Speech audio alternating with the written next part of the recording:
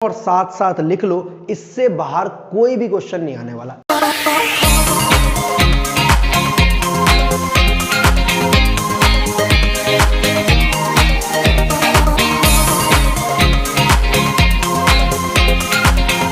जय हिंद जय भारत दोस्तों, welcome to our channel genius of commerce. Guys, आज की इस वीडियो में बात करने वाले sir accounts from incomplete records, जो चैप्टर को हम दूसरे नाम से सिंगल एंट्री सिस्टम के नाम से ही जाना जाता है। मतलब अब तक जो एंट्री पढ़ रखी है वो हर बार हमने डबल एंट्री सिस्टम और डुअल एस्पेक्ट कॉन्सेप्ट, इन सब चीजों की बात करी है। और आज हम बात करने वाले हैं सर क्या, अकाउंट्स फ्रॉम इनकम्प्लीट रिकॉर्ड्स। ये चैप्टर आपके क्लास 11th में तो आता ही आता है, आपके बाकी सारे कोर्सेज में भी आता है, like CA inter, CMA inter and आपके बीबीए और बीकॉम में भी इस चैप्टर से रिलेटेड बहुत सारे क्वेश्चंस पूछे जाते हैं। बेहद सरल चैप्टर है, ऐसा लगेगा अब तक जितना ज्ञान आपने लिया है, चाहे एसेट लायबिलिटीज का लिया हो, चाहे कैपिटल ड्राइंग्स का लिया हो, चाहे आपने नेट प्रॉफिट नेट लॉस का लिया हो, आपको ये चैप्टर बहुत सरल लगने वाला है अगर आपको कुछ चीजें इस चैप्टर से रिलेटेड आती हैं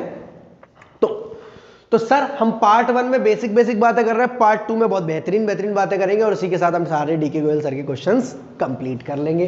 पॉइंट नंबर 1 है sir, capital equals to all assets minus external liabilities. ये फॉर्मूला आपको 11th क्लास में सिखाया जाता है और जिंदगी भर काम आने वाली चीज है।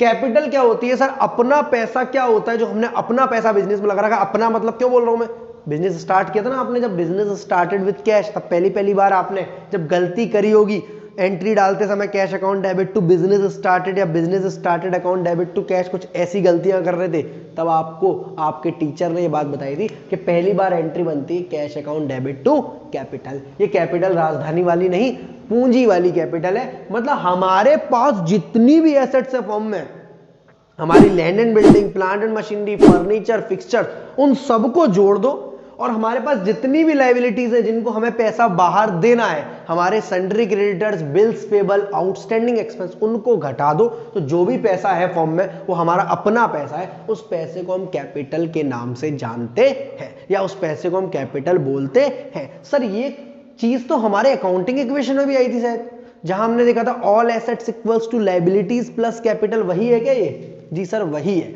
All assets equals to liabilities plus capital. अगर मैं इस लायबिलिटी को उधर ले जा दूंगा तो ये माइनस वाली चीज प्लस हो जाएगी और आपका वो फॉर्मूला वो वापस सेट हो जाएगा कि हमारी फॉर्म में जितनी भी एसेट्स हैं उसमें हमारा पैसा लगाए या बाहर वालों का पैसा लगाए, किसी तीसरे का नहीं लगा, कोई तीसरा है ही नहीं। या तो हमें या हमारे बाहर वाले हैं, या तो अपना पैसा लगाए या बाहर वालों का पैसा लगाए। हमारी फॉर्म में जितनी भी एसेट्स हैं, चाहे वो हमारी करंट हो, फिक्स्ड हो, टेंजिबल हो, इंटेंजिबल हो, वो सारी एसेट्स में हमारा पैसा लगा उस चीज को कैपिटल बोलते हैं और बाहर वालों का पैसा लगा उसे एक्सटर्नल लायबिलिटीज बोलते हैं। मैं एक्सटर्नल वर्ड को बार बार इसलिए बोल रहा हूं क्योंकि सर कैपिटल भी आपकी लायबिलिटी शायद आती है बैलेंस शीट के, तो कहीं आप ये ना समझ लो कि लायबिलिटी में से लायबिलिटी कैसे घटा दी, इसलिए वर्ड क्या दे रहा हूं मैं, एक्सटर्नल मतलब बाहर वालों की। उसमें आपकी कैपिटल को छोड़कर या अपने पैसे को छोड़कर सारी लायबिलिटीज आएंगी, चाहे वो करंट हो या नॉन करंट हो, की डिटेल में बात मैंने नीचे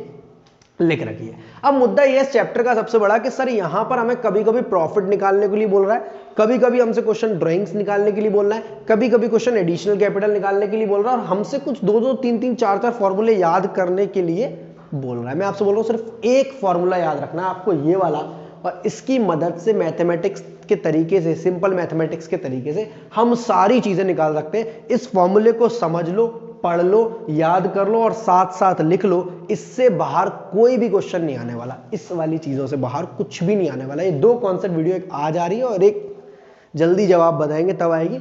इसी के साथ आपका पूरा कॉन्सेप्ट तैयार हो जाएगा, आप पूरे इस चैप्टर को बहुत ढंग से कर लोगे।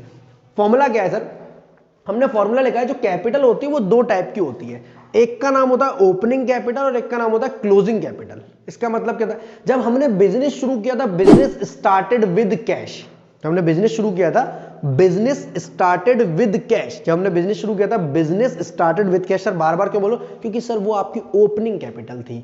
और आज जब हम 1 साल हो गया हमारे बिजनेस को, मतलब आपने 1 अप्रैल को शुरू किया था, तो 1 अप्रैल वाली कैपिटल क्या है आपकी ओपनिंग कैपिटल, और 31 मार्च को जब आप इसको खाते दोबारा से बना रहे हो अपना प्रॉफिट जानने के लिए, क्योंकि आप सिंगल एंट्री सिस्टम फॉलो करते हो, आपके चैप्टर का नाम अकाउंट्स फ्रॉम इनकम्प्लीट रिकॉर्ड्स है, तो आप यहां पर ट्रायल बैलेंस जैसी चीज नहीं बनाते हो, या ट्रेडिंग एंड पीएनएल जैसी चीज आपको लगता है बनाने की जरूरत नहीं है, क्योंकि डुअल एस्पेक्ट कॉन्सेप्ट आप फॉलो नहीं करते हो।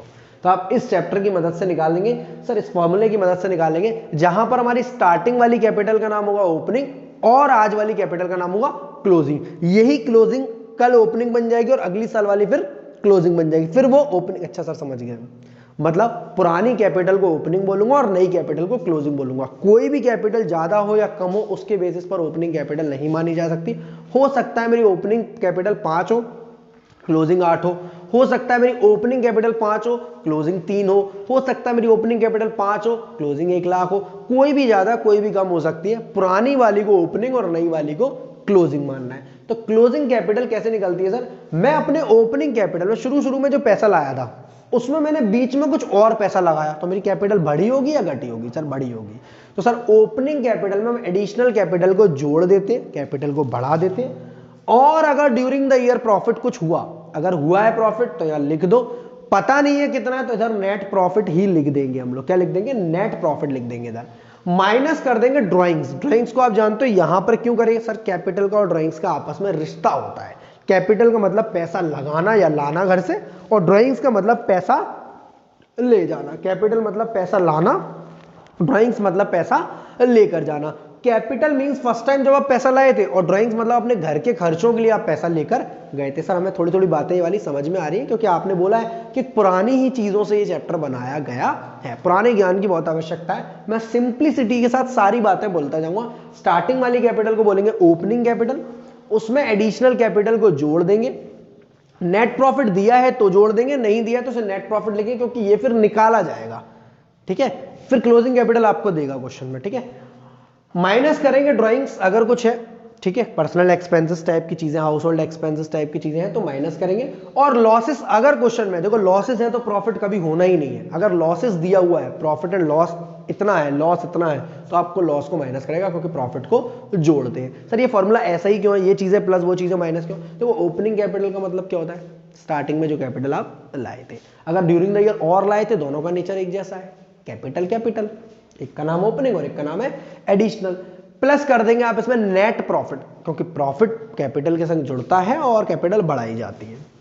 माइनस कर देंगे आप इसमें से ड्राइंग्स, और लॉसेस दिए तो माइनस करेंगे, नहीं तो नहीं करेंगे। ये फॉर्मूला है क्लोजिंग कैपिटल का, आपको सिंपल यही फॉर्मूला याद रखना है। बुक में ऐसा फॉर्मूला दिया है कि sir profit equals to closing capital plus drawings minus opening minus additional, कुछ ऐसा दिया हुआ है सर। उसके चक्कर में नहीं पड़ा, बिल्कुल मत पड़ो उसके चक्कर में।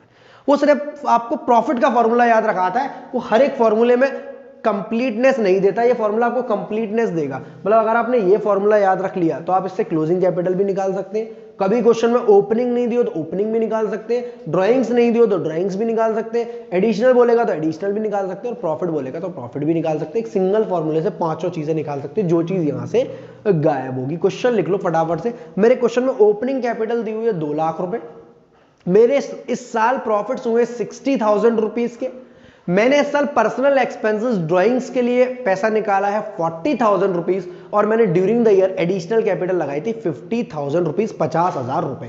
तो चारों चीजें मैंने आपको बता दी है, मुझे फटाफट से दोस्त क्लोजिंग कैपिटल निकालकर बतानी है। समझ में आ रही है मेरी बातें या नहीं आ रही है? सिंपल सा क्वेश्चन है, तो आप जल्दी से फॉर्मूले को याद भी रख लेंगे और क्वेश्चन करना भी सीख जाएंगे। तो नेक्स्ट पॉइंट पर हम चलते हैं। कुछ बच्चों को अभी भी डाउट्स है सर कि एसेट्स क्या होती है और लायबिलिटीज क्या होती है, और क्लास 11th में आपने अगर ये चीज का ज्ञान नहीं लिया तो फिर कॉमर्स में मजा नहीं आया आपको। तो एसेट्स और लायबिलिटीज का सिंपल सा ज्ञान दे रहा हूं।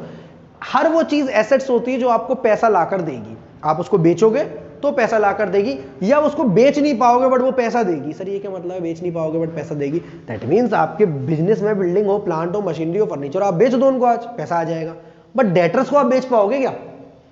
नहीं, पर उनसे पैसा मांगोगे तो मिलेंगे, क्योंकि वो आपके डेटर्स हैं, आपसे उधार सामान लेकर गए थे, पैसे देंगे आपको। मैंने सारी बातें यहां लिख रखी है। एसेट्स मतलब लैंड एंड बिल्डिंग हो, लैंड एंड बिल्डिंग हो, प्लांट एंड मशीनरी हो, ठीक है, फर्नीचर एंड फिक्सचर्स हो, आपके डेटर्स हो, आपका बिल्स रिसीवेबल हो। एक जैसी चीजें होती हैं डेटर्स और बिल्स रिसीवेबल। डेटर्स कौन से होते हैं? जो इंसानों से पैसा मांगना है मुझे।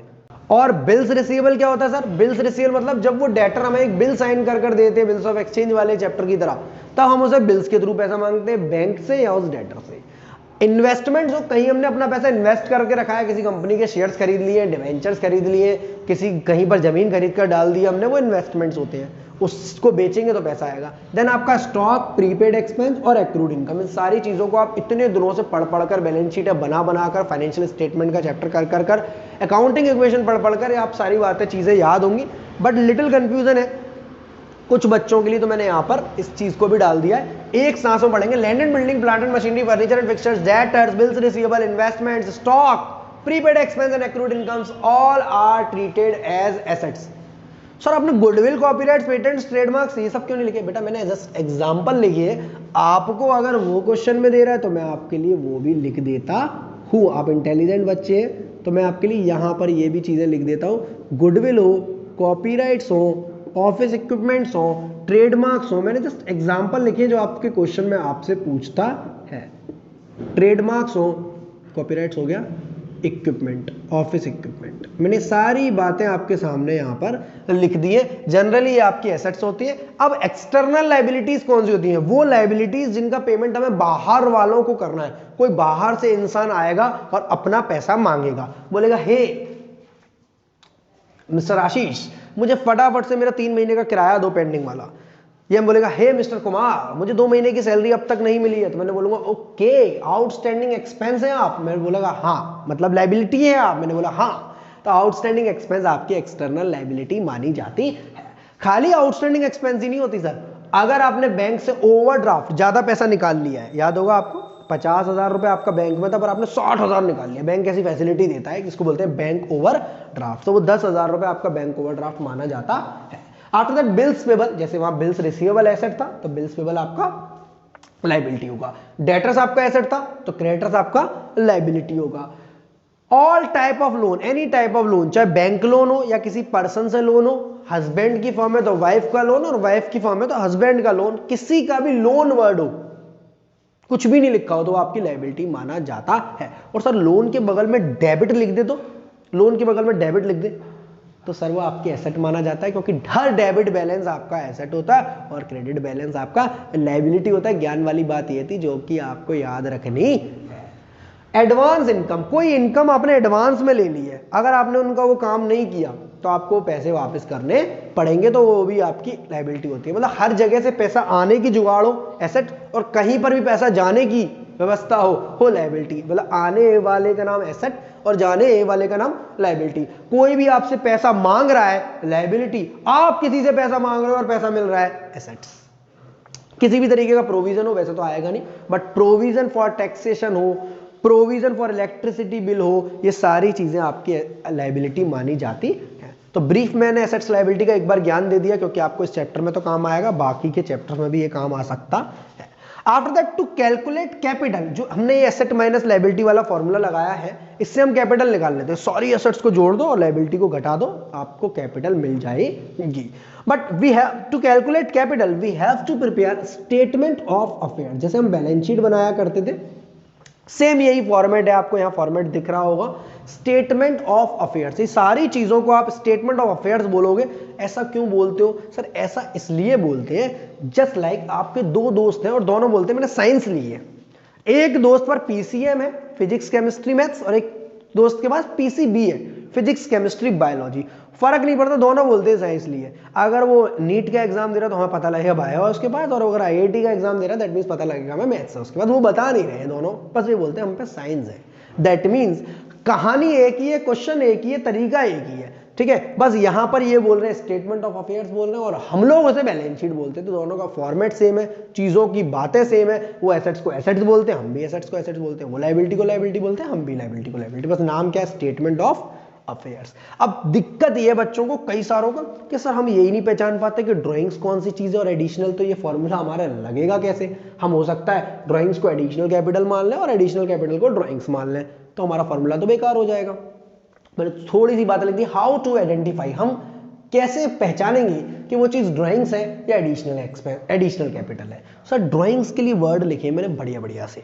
ड्राइंग्स के लिए लिखा है मैंने सर पर्सनल एक्सपेंस, मैंने लिखा है विड्रू, ये अमाउंट, ये वो वर्ड है जो आपको क्लिकिंग वर्ड है, ठीक है। ये ड्राइंग्स की तरफ इशारा करते हैं। पर्सनल एक्सपेंस, घर के खर्चे तुमने दुकान से पे कर दिए, घर का रेंट तुमने दुकान से पे, मतलब घर के या घर वालों के, सिंपल सी बात याद रखो, घर के या घर वालों के जो भी खर्चे होंगे वो ड्राइंग्स माने जाएंगे। घर के या घर वालों के जो भी खर्चे होंगे वो ड्राइंग्स माने जाते हैं। उसमें आपका पर्सनल एक्सपेंस आता है, विदड्रू आता है, हाउस होल्ड एक्सपेंस आता है, लाइफ इंश्योरेंस प्रीमियम आता है, इनकम टैक्स पेड आता है, school fees of childrens, daughter marriage expenses, daughter gift to daughter, मतलब ये सारी चीजें घर के या घर वालों के, लग रहे नहीं लग रहे, पर्सनल घर के ही खर्चे हैं भैया।